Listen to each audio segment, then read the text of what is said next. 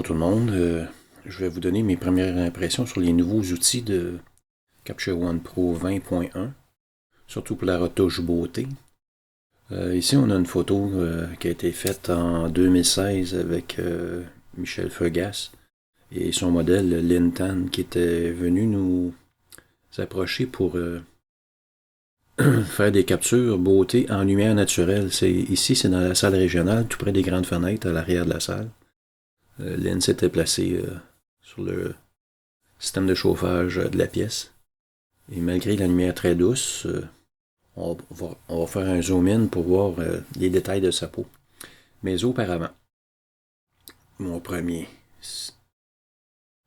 mise en scène, moi je fais au niveau du High Dynamic Range, je fais une application automatique pour voir ce que le logiciel me donne et je fais la même chose au niveau de l'exposition. C'est à partir de ces réglages-là que je vais bâtir ma photo. Par contre, dans le menu modifier, on peut modifier les raccourcis clavier autant au niveau personnel que par défaut. Si je viens voir par défaut au niveau des outils curseurs, au niveau des tâches, le masque de correction, c'est la lettre Q et le masque de duplication, c'est la lettre S pour stamp. Si je viens voir sur mon clavier à moi, j'ai pas de lettre d'attribuer. Fait que je vais venir attribuer la lettre Q et la lettre S. Si jamais vous utilisez une touche qui est déjà prise, le système va vous avertir. Fait que maintenant, je vais pouvoir utiliser les raccourcis clavier pour mes nouveaux outils qui sont ici à la droite. Le pinceau de retouche et le pinceau de duplication. Si je fais un zoom sur le visage de Lynn, des petites imperfections temporaires qui sont visibles sur son visage, malgré la lumière très très très douce. Et si on vient voir au niveau des caractéristiques, mes données EXIF IPTC, mon vieux Canon 5D Mark II avec une ouverture de 2.8. À l'époque, j'avais seulement 9 points de focale à travers le capteur. Ma photo est un peu soft. Un petit peu off-foyer. Mais ça, on va régler ça en allant dans Topaz Sharpen pour ramener le tout. Donc, je vais commencer ici avec l'appuyant sur la lettre Q pour voir mon curseur. Le nouveau pinceau, vous pouvez voir ici, si je viens le durcir, que peu importe la grosseur, si je le ramène à infiniment petit, on a encore le pinceau, ce qu'on n'avait pas auparavant. Quand on tombait dans une espèce d'échelle un peu trop petite, on perdait la rondeur du curseur pour retrouver notre flèche comme une souris de base. Ce n'est plus le cas avec la nouvelle version de Capture One. Je vais m'amener quand même une dureté très très très douce. Opacité à 100%. Le flux à 100%. Je veux lier les pinceaux parce que si je veux avoir mon efface, je vais avoir exactement les mêmes paramètres. Et je veux afficher les flèches. Maintenant, Capture One utilise l'intelligence artificielle pour choisir lui-même la source de texture à copier. Vous pouvez voir ici par les petites flèches. Et automatiquement, à la gauche, vous pouvez voir, en appliquant ma première retouche, Capture One a créé un calque de correction, sans même qu'on soit obligé de l'afficher en premier. C'est qui est carrément différent d'avec les autres moutures du logiciel. Avant, il fallait créer notre calque pour pouvoir l'appliquer, notre retouche ou nos différents paramètres d'exposition, de courbe, etc. sur le nouveau calque de correction. Fait que je m'amuse tranquillement, pas vite, et je fais le tour. Fait qu'ici, on a un petit bouton tout près de son œil. Je vais rapetisser mon pinceau parce que la grandeur du pinceau peut avoir un impact sur le choix de la source. Il le prend juste à côté, ça va très bien. Ici, vous voyez un petit bouton qui sera temporaire sur le bord de la lèvre. Il vient chercher une source qui est ici. Si on clique sur la source, on peut la déplacer nous-mêmes. Et avec nos curseurs, nos flèches, du haut et du bas, on peut venir essayer de se trouver une meilleure source que celui choisi par le logiciel. Je trouve ça très intéressant. On peut être très, très, très précis. Pour pouvoir quitter pour une autre touche, on reclique sur la source pour devenir disponible pour d'autres sections du visage. Auparavant aussi, également, on avait une limite de 100 retouches avec la lettre O pour enlever les taches par calque. À cette heure, on a un nombre illimité de retouches, peu importe le nombre de calques. Ça, c'est un autre avantage. Mon ordinateur est un petit peu lent parce que je suis en train d'enregistrer l'écran en même temps. Ça demande beaucoup de ressources.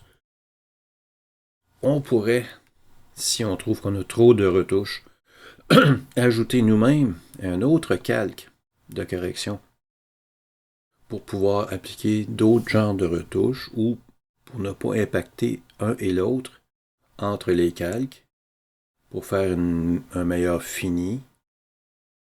Et l'autre avantage de pouvoir ajouter des calques de correction différents. Ici, je vais juste déplacer ma source, j'aime pas le résultat. Ah, ici c'est la meilleure. C'est que je peux venir jouer sur l'opacité de mes calques indépendamment un de l'autre. Ça, c'est un des autres avantages de cette approche. Si je viens choisir mon outil d'étampe avec la lettre S, je vais agrandir mon pinceau. Et voilà.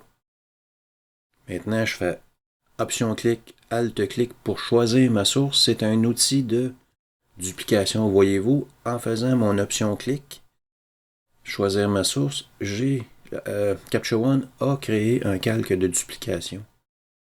Et là, je vais venir peindre pour effacer la colonne qui est au-dessus de la tête du modèle. Vous allez comprendre un petit peu plus tard pourquoi, parce que dans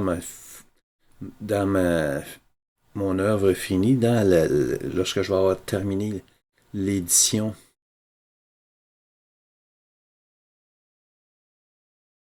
de ma capture, je vais avoir une vignette blanche tout le tour. Ici, je vais venir prendre un efface pour diminuer la grandeur de mon pinceau. Je vais récupérer les cheveux tout doucement.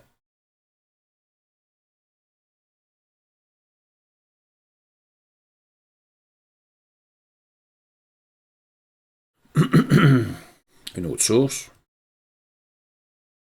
Et voilà. Avec tout ça, ce que je vais faire, je vais me faire une copie TIFF pour envoyer dans Topaz Sharpen et ensuite terminer l'édition de la photo. Vous voyez maintenant le résultat final de mon édition. Ce que j'ai fait, c'est que j'ai utilisé plusieurs calques, mon script de Dodge and Burn que j'adore, une belle découverte que j'ai faite sur Internet cette semaine. Fait qu'ici, si on vient voir de base, j'ai eu mes retouches, mais j'ai une meilleure netteté au niveau de ses yeux, de son visage, de son collier. J'ai fait une retouche beauté avec l'éditeur de couleurs que vous connaissez pour les tons de chair, que j'ai uniformisé au niveau de son visage et de ses mains. Par la suite, j'ai fait un dodge correctif. Si je viens chercher le pinceau, vous voyez quelques petites retouches de pinceau très très pâles ici. J'ai fait un burn correctif également sur certaines zones de son visage. J'ai fait un dodge de contour pour améliorer les reliefs. J'ai fait un burn de contour pour donner un peu plus de volume.